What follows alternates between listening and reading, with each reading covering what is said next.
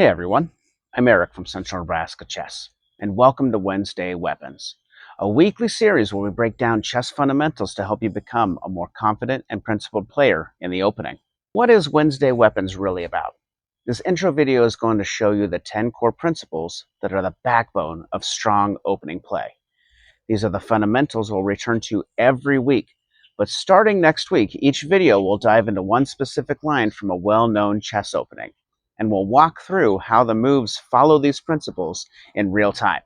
You'll see classical openings like the Italian game, the Ruy Lopez, and the Queen's Gambit Declined. And we'll also explore hypermodern ideas from the Nimzo Indian, the King's Indian, and even the Reti opening.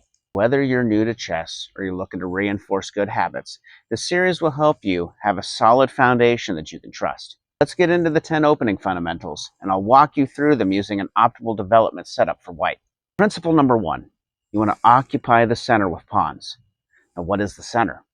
If you can imagine the 4 squares in the center, e4, d4, e5, and d5 as the top of a hill, and in warfare you want to control the high ground. Imagining these 4 squares as the high ground on the board, here I've played e4 and d4. They grab control of key central squares. This gives me space and options, and it restricts my opponent's choices. Next, we influence the center with our pieces. Knight f3 and knight c3, they support our central pawns, and they also add pressure to d5 and e5. Everything so far is pointing towards the center. You develop your pieces towards the center. The third principle is to develop your pieces. Get your knights and your bishops out quickly. Here I've brought both the bishops out to active squares, setting up pressure and potential pins. The rule of thumb is to develop your knights before your bishops. They're more of a short-range weapon, so they need longer to get to where they need to go. Also, you know where they want to go early in the game, and you know where they want to go before you know where your bishops want to go. Fifth, you want to castle your king. This gets your king to safety and starts connecting your rooks. Almost always, kingside castling is safe and solid choice. Once the queen is off the back rank, your rooks are connected.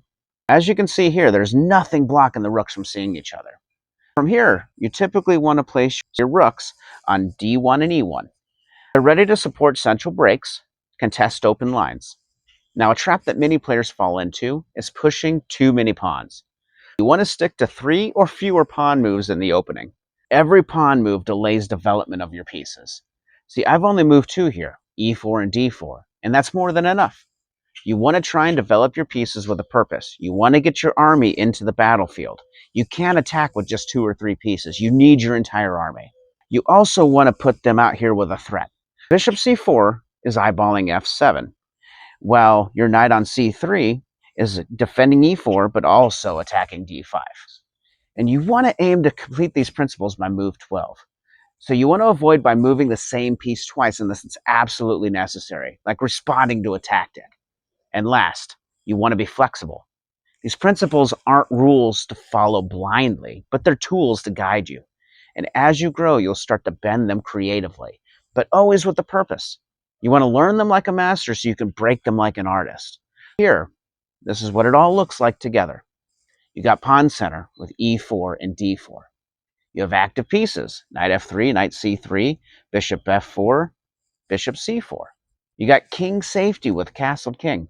You got your rooks connected and on central squares. This is about as ideal as it gets. And while your opponent will rarely let you get this perfect of a setup, it's a model that's worth aiming for.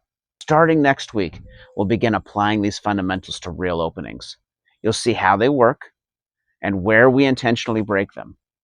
From classical openings like the Italian and Ruy Lopez to modern systems like the Nimzo and the Reti, every video will show you how to build a principled position from move 1. This is more for a low-level club player, learning how these things have a specific reason behind it, how they follow our opening principles. If you're enjoying these videos and you want to help support Central Nebraska Chess, please consider donating to our nonprofit mission. Our goal is to make chess accessible, educational, and empowering, especially for kids and families, new and experienced players across our community. You can find the donation link at the top of the video's description, and every bit of support helps us bring more chess to more people.